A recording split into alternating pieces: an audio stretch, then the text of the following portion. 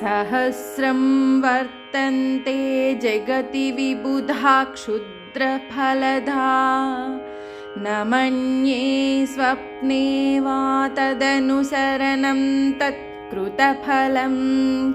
हरिब्रह्मादीनामपि निकटभाजामसुलभम्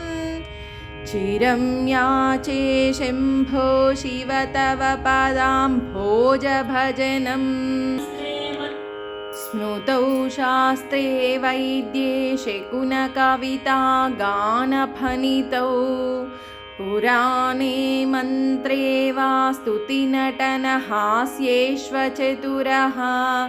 कथं राज्ञां प्रीतिर्भवति मयि कोऽहं पशुपते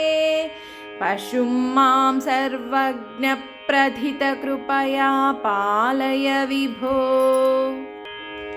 घटो वा मृत्पिण्डोऽप्यनुरपि च धूमोऽग्निरचलः पटो वा तन्तुर्वा परिहरति किं घोरशमनं वृथा कण्ठक्षोभं वहसि तरसा तर्कवचसा पदाम्भोजं शम्भोर्भज परमसौख्यं व्रजसुधीः।